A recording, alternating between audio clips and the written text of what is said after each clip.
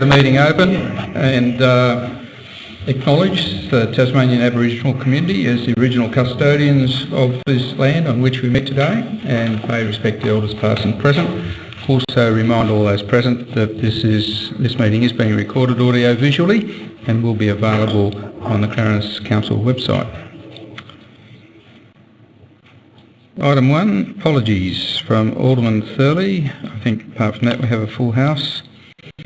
Item 2, declarations of interest of Alderman or close associate. There being none. Item 3, deputations by member of the public. I believe there are none. None, Mr Mayor. Item 4, planning authority matters, and I advise that our council intends to sit as a planning authority under the Land Use Planning and Approvals Act. Item 4.1 is a development application at 26 Bayfield Street, Rosny Park, multi-use development. Mr Mayor, if I may, I notice the planner has circulated a slightly amended recommendation in regard to that. That's the loose leaf sheet that's been circulated. There's an additional clause, an additional condition, recommended condition. Does everyone have a copy of that? Is that point 3? It's the new point 11. Oh, that one. A contribution is required in accordance with E24.6A1 prior to issue of a building permit. So everyone's got a copy of that? Okay, may I have a move and a seconder, please? Alderman Cusick, thank you. Alderman Chong, speakers. Oh, I just would suggest that the Alderman vote in accordance with the officer's recommendation as amended. Alderman Chong. Thank you, Mr Mayor. Other speakers. Alderman James. Thank you, Mr Mayor. There's two things that I would like to bring to Council's attention. The first is under condition 3, there is a clause that says add an additional sentence. The amount of cash in lieu may be reduced at the rate of $12,000 per space for any car parking spaces able to be provided on the site. Now, the proponent has suggested that there be a reduction in the public open cash in lieu of public open space, and the planner has indicated that there is the green belt is in fact equivalent to 2 parking spaces. So I assume, and perhaps I can get confirmation from Mr Lovell, that clause 3 allows the developer to reduce the amount of 252,000 by 24,000, and that's on page 12.3. The applicant has applied for a reduction of the cash in lieu to be paid the development based on the assumption that the shared green space is of benefit to the public. The space remains a private space, and whilst it may improve the amenity, fact remains that development is not providing any parking on site. It's the following dot point. It is noted that it would be possible to provide 2 spaces within the area shown as green space, which would reduce the amount of cash in lieu required for the development and assist in reducing the impact of car parking created by the development. So my question through you to Mr Lovell is that clause 3 of the recommendation allows or may enable the developer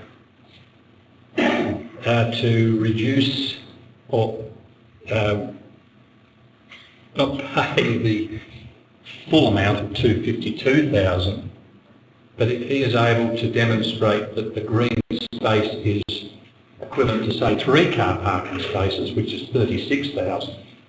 Is that covered in condition 3, and therefore we covered on the basis that the 252,000 isn't going to be sought, but a reduced amount is?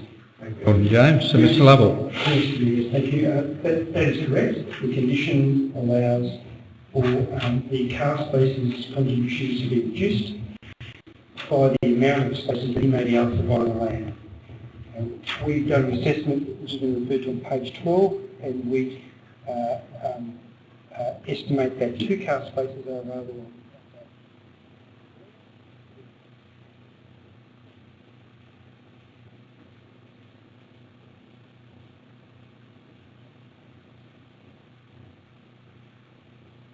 I have is in relation to the artwork that has been incorporated within the motion, I understand. It would seem to me that the cost of this proposal is in excess of 1.5 million. So if we are to apply our policy to this, then it says that a contribution is required prior to the issuance of the building permit. And it says up to a maximum of 20,000. It would seem to me that if we are applying our policy to this, then it's not less than or greater than, it's 20,000. And leading on from that is that, was the developer or the proponent aware of this at the time? Because within the council's report, within the report that's been prepared by the officers, I cannot see any reference to the council's policy, and I would assume that the developer has been able to have access to this, and therefore we are voting on something that for some reason or another was not included within the officer's report, and it may come out of left field a bit of a shock to the developer that he's got to pay 20,000 if it's based on our policy, and when he or she is quite unaware of that. I just would like clarification on that. Lovell? Mr. Mayor, I can't say that for sure that the applicant was aware of this. However, the code, which is part of the planning scheme, is publicly available, obviously, and the application.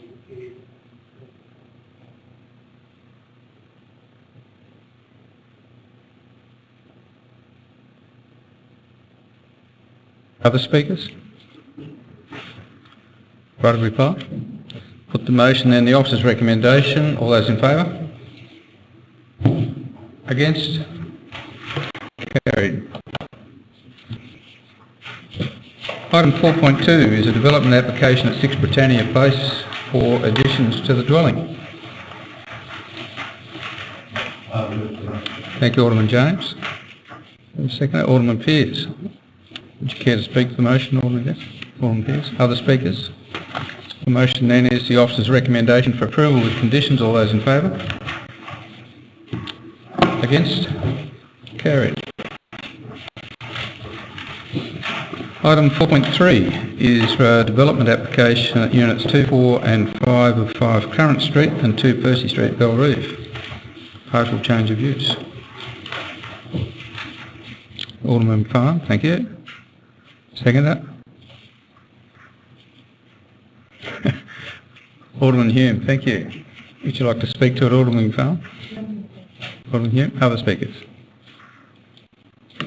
The motion then is for approval with conditions. All those in favour? Carried unanimously, I believe. Item 4.4 is a subdivision application at 150 Houston Drive, Cambridge, for a 16-lot subdivision. Alderman Campbell. Alderman Walker, thank you. Speakers? There being no speakers, I'll put the motion. All those in favour? Carried unanimously. And that concludes our business as a planning authority. Need a motion to go into committee.